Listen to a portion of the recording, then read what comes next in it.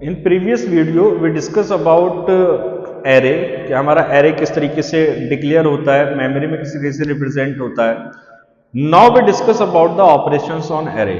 Array को हम क्या क्या किस तरीके से हम यूज करते हैं डेटा स्ट्रक्चर में। तो सबसे पहले हम क्रिएट करते हैं एक एरे को, फिर ट्रेवर्स करते हैं, जो भी हमने एलिमेंट डिक्लेयर किए हैं उसको ट्रेवर्स कैसे करेंगे। इंसर्ट जो क्रिएटेड एरे है उसके अंदर हम इंसर्शन कैसे करेंगे, सर्चिंग कैसे करेंगे एंड शॉर्टिंग कैसे करेंगे उस एरे की। ये सारे ऑपरेशंस हम वन बाय वन इस वीडियो में देखेंगे किस तरीके से हम ये सारी चीजें फुलफिल करते हैं।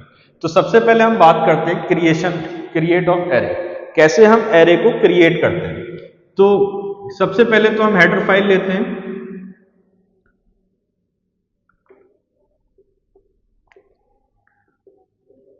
राइट।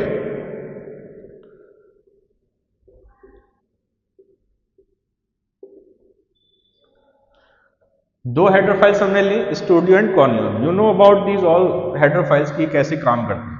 अब सबसे पहले हमें क्या करना है, एक एरे क्रिएट करना है, समथिंग लाइक दिस। ये हमारे पास एक एरे होगा, ठीक है, जिसका साइज होगा हमारा 5 साइज होगा। और हम जो एरे की इंडेक्सिंग करते हैं, दो तरीके से इंडेक्सिंग कर सकते हैं। हम कोई भी जब लूप चलाते हैं किसी भी एलिमेंट को सर्च करने के लिए, तो उसको हम इंडेक्सिंग के थ्रू फाइंड आउट करते हैं। जैसे मैंने अभी लास्ट वीडियो में आपको बताया था कि हमारे मेमोरी में किस एड्रेस पे वो डेटा स्टोर है, हम उसको किस तरीके से एक्सेस कर रहे हैं। तो उसी चीज को हम दो तरीके से इंडेक्सिंग करते हैं। एक जीरो बेस्ड इंडेक्सिंग होती है और एक होती है हमारी वन बेस्ड इंडेक्सिंग, राइट। तो हम यहाँ पर जीरो बेस्ड इंडेक्सिंग के साथ प्रोग्राम को बनाएंगे, 0 1 2 3 एंड 4। अगर हमारे पास n की वैल्यू 5 है तो हमारे इंडेक्स कहां से स्टार्ट हो रहा है, 0 से हो रहा है। 4 तक चलेंगे तो हमारे कितने हो जाएंगे, 5 एलिमेंट हमारे स्टोर हो जाएंगे। तो यहां पर अगर हमें कुछ डेटा स्टोर करना हो, 10 2 5 -1 एंड 3, तो इस तरीके से हमें एक एरे डिक्लेयर करना है according to the C program. ये पूरा डेटा स्ट्रक्चर हम सी इंप्लीमेंटेशन पे पढ़ेंगे, हर एक टॉपिक हम सी इंप्लीमेंटेशन के थ्रू पढ़ेंगे। तो हम सबसे पहले क्या कर रहे हैं, क्रिएट कर रहे हैं एरे को। हमें कुछ ऐसा एरे क्रिएट करना है according to the program, right. तो सबसे पहले हम क्या करते हैं, हेडर फाइल के बाद हम मेन फंक्शन बनाते हैं। पूरा प्रोग्राम हम मेन के अंदर लिखेंगे फिलहाल, राइट। तो इसके बाद हमें क्या करना है, हमें एक एरे डिक्लेयर करना है, राइट। मैंने क्या बताया था, this is the name of array.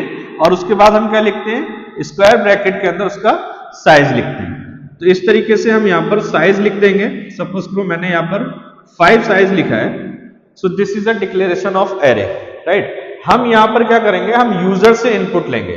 दो तरीके से हम एरे को डिक्लेयर कर सकते हैं, कंपाइलर टाइम और रन टाइम। कंपाइलर टाइम क्या होता है, आप यहीं पर एलिमेंट्स की वैल्यू दे देते हैं। जैसे मैंने यहां पर इस तरीके से लिखा और यहीं पर मैं 10 2 5 -1 और 3, मैं यहीं पर ये पूरा वैल्यूज दे देता। This is the initialisation of compiler time. लेकिन हमें यहां पर क्या करना है, यूजर से इनपुट लेने हैं हमें ये सारे एलिमेंट्स की। तो उसको कैसे डिक्लेयर करते हैं सी प्रोग्राम में, वो हम देख लेते हैं एक बार। तो हमने सबसे पहले क्या किया, एरे डिक्लेयर किया, ठीक है।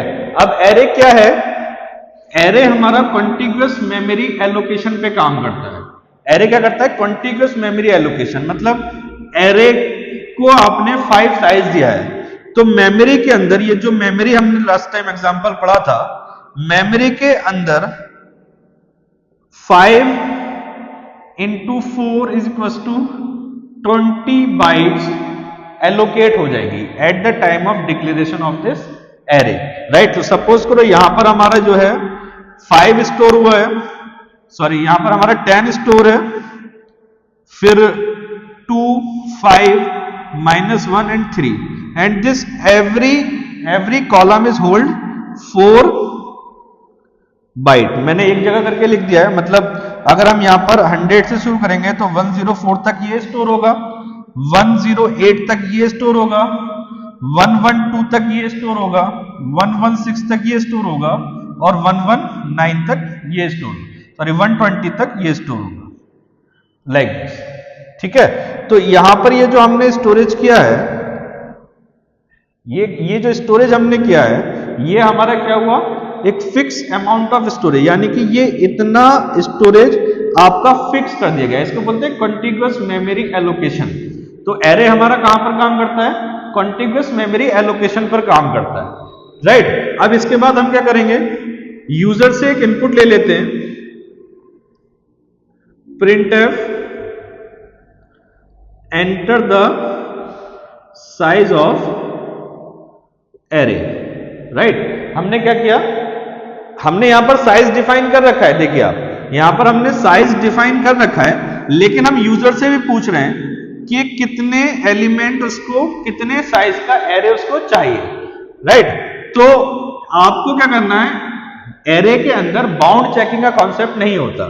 Means if you declare the size of the array is 5 and now you have to put the value from user and user is putting the 10, the 10 is also allowed in C programming, but this is not a right concept. This is not a right concept. Second one thing is, array is holding only a same data type value. Like if you put the int, अगर आपने यहां पर integer type का array लिया है, then you only insert integer type value.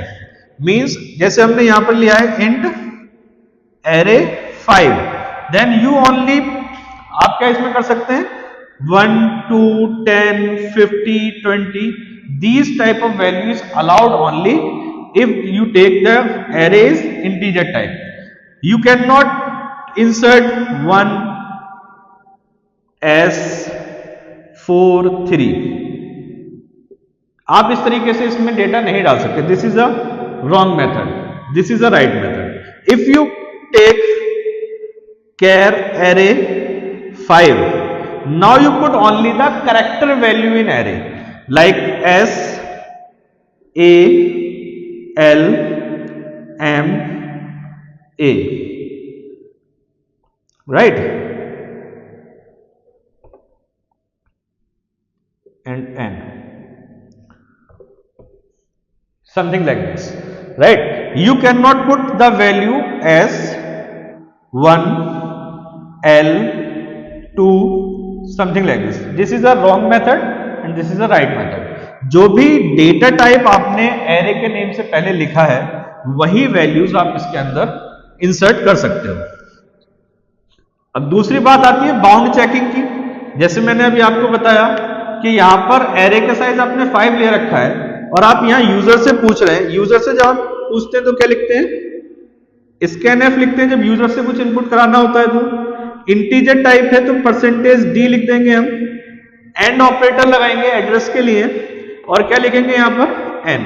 यहां पर एक इंटीजर टाइप का हम ले लेते हैं n, हमने एक वेरिएबल ले लिया जिसके अंदर एरे का साइज हम पूछ रहे हैं यूजर से। तो अगर यूजर ने एरे का साइज 10 इंसर्ट करा दिया, राइट, तो compiler is accepting this, but this is a illegal entry according to the array. हम ये नहीं कर सकते। हमें क्या करना है, यूजर से हम खुद यहां पर हम एक कंडीशन लिख सकते हैं, if n is greater than 5, if n is greater than 5 then हम यहां पर क्या लिखेंगे, प्रिंट करा देंगे printf invalid size, something like this. हमने क्या किया, इंटीजर टाइप का एक एरे लिया 5, इंट एक लिया, एन वेरिएबल लिया जिसके अंदर हम दोबारा से एरे का साइज डिक्लेयर करा रहे हैं। ठीक है, तो साइज हमने क्या लिया, अगर हमने साइज 10 लिया है तो 10 क्या हुआ, इससे बड़ा हो गया तो क्या प्रिंट हो जाएगा, इनवैलिड साइज। अब एल्स के अंदर आपको क्या लिखना है,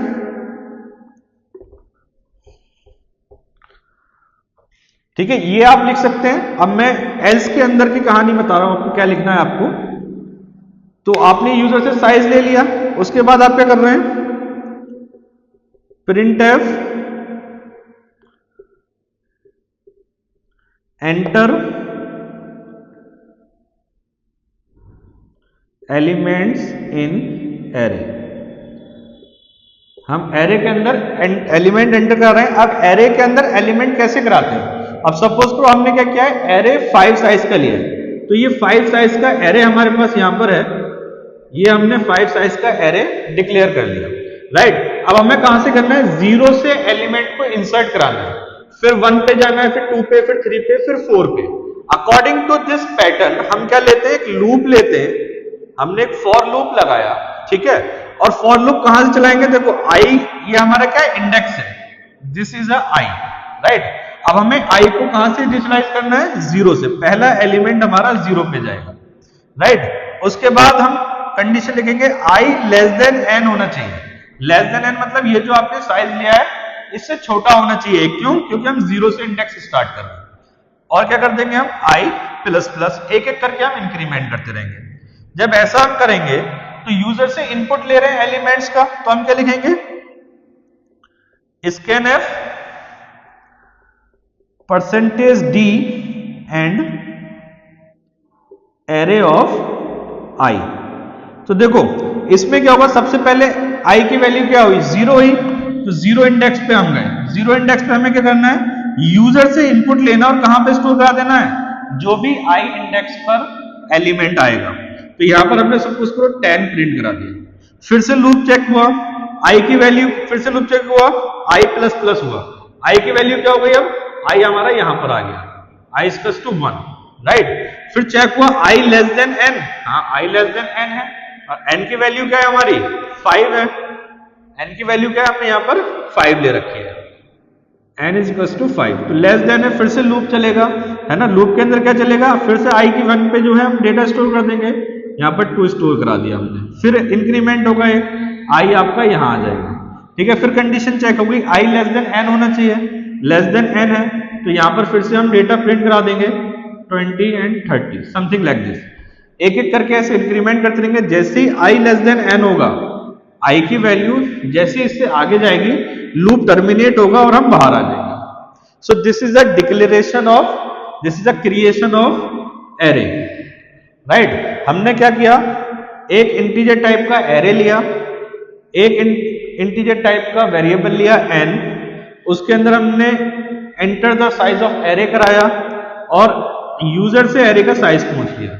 फिर एक इफ कंडीशन हमने लगाई थी, मैं यहां पर लिख देता हूं दोबारा।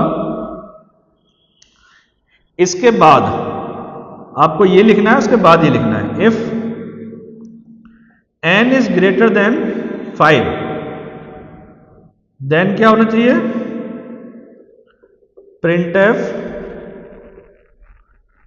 इनवैलिड साइज, ठीक है। और ये इतना पार्ट आप एल्स में लिख सकते हैं यहां तक, राइट। तो आपने ये लिख लिया। इसके बाद आपको अगर ये एरे प्रिंट कराना हो, ट्रेवर्स कराना हो, सेकंड मेथड की हम बात करें, हमने क्रिएट कर लिया एरे, हमारा कुछ एरे इस तरीके का बन गया है, अब उसको प्रिंट कराना है हमें। प्रिंट कराना है, प्रिंट कैसे कराएंगे, जब हम इस एरे को ट्रेवर्स करेंगे, एक एक एलिमेंट के पास हम विजिट करेंगे, एक एक इंडेक्स पर जाएंगे और वहां पर देखेंगे क्या एलिमेंट स्टोर है। तो उसके लिए आपको क्या करना पड़ेगा, फिर से आपको यहां पर लिखना है printf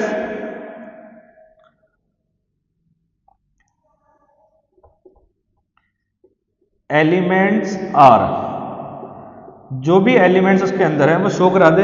अब देखो कैसे एलिमेंट्स हमें मिलेंगे, एलिमेंट्स हमें कैसे मिलेंगे, हमें एक एक इंडेक्स पर जाना है और उस इंडेक्स पर जो भी वैल्यू है, जो भी एलिमेंट है उसको प्रिंट कराना है। तो इंडेक्स पे कैसे जाएंगे, मैं यहां लिख रहा हूं, यहां से स्पेस की थोड़ी कमी है। तो हम जब किसी भी ट्रेवर्स करते हैं एक इंडेक्स से दूसरे इंडेक्स पर, तीसरे इंडेक्स पर, तो हम क्या लेते हैं, फॉर लूप लेते हैं। फॉर लूप हमने लगाया, अब हमें क्या करना है, 0 इंडेक्स से स्टार्ट करना है, एलिमेंट को कहां से ट्रेवर्स करना है, 0 इंडेक्स से। तो i इक्वल टू 0 लिख देंगे, i लेस देन n तक हमें जाना है और एक एक करके वैल्यू को इंक्रीमेंट करना है, ठीक है। तो पहले i 0 पे जाएगा, 0 पे जाएगा तो क्या करा दे, इस बार हम scanf नहीं printf करेंगे। क्या करा दे, वो प्रिंट करा दे किसकी वैल्यू को, एरे ऑफ i की। यहां पर क्या है, i है, यहां पर दोबारा से हमने स्टार्ट किया तो i की वैल्यू क्या है, 0 है, 0 पे जो भी वैल्यू है वो प्रिंट करा दे। तो एरे ऑफ i हम यहां पर प्रिंट करा देंगे, राइट। ये बंद कर देंगे हम यहाँ पर और गेट ch लिखकर इस प्रोग्राम को बंद कर देंगे। तो इस तरीके से अब आपने क्या किया, एक एरे को क्रिएट किया, यहां तक आपका एरे इस तरीके से क्रिएट हो गया। अब इसके अंदर जो भी आपने एलिमेंट्स डाले थे उनको प्रिंट कराना है। प्रिंट कराने के लिए हमें करना है, ट्रेवर्स करना पड़ता है, पूरे एरे को ट्रेवर्स करना पड़ता है। 0 इंडेक्स से हमने ट्रेवर्स करना शुरू किया, तो पहले हमने 10 प्रिंट करा लिया, ठीक है। जब i 0 था तो 10 प्रिंट करा दिया, उसके बाद i इंक्रीमेंट हुआ 1 पे गया तो 2 प्रिंट करा दिया, फिर i इंक्रीमेंट हुआ 5 पे गया तो 2 पर गया तो 5 प्रिंट करा दिया, फिर 3 इंडेक्स पे गया तो 20 प्रिंट करा दिया, फिर 4 इंडेक्स पे गया तो 30 प्रिंट करा दिया। अब जैसे ही i की वैल्यू 5 हुई तो हमारा लूप क्या करेगा, टर्मिनेट हो जाएगा और बाहर आ जाएगा, और ये पूरा डेटा आपको आपकी ब्लैक स्क्रीन पर प्रिंट होकर दिख जाएगा। तो ये हमारा कॉन्सेप्ट है एरे को क्रिएट करने का और ट्रेवर्स करने का। इसकी एडवांटेज क्या है, आप डायरेक्ट किसी भी एलिमेंट को प्रिंट करा सकते हैं। अगर मैं चाहता हूं सेकंड एलिमेंट, सेकंड इंडेक्स के एलिमेंट को मुझे प्रिंट कराना है, तो जनरली आप क्या लिखोगे, आप यहां पर एरे ऑफ 2 लिख दोगे तो आपको 5 प्रिंट हो जाएगा। आप डायरेक्टली किसी भी एलिमेंट को प्रिंट करा सकते हो। This is the advantage of array. आप 0 को प्रिंट कराओ, 1 को कराओ, 4 को कराओ, 3 को कराओ, आप डायरेक्ट किसी भी एलिमेंट को प्रिंट करा सकते हो। So this is all about the array declaration, creation and traversing. आप इसको ट्राई कीजिए अपने कंप्यूटर पर, कोड को रन कीजिए और कमेंट बॉक्स में मुझे बताइए। Thank you.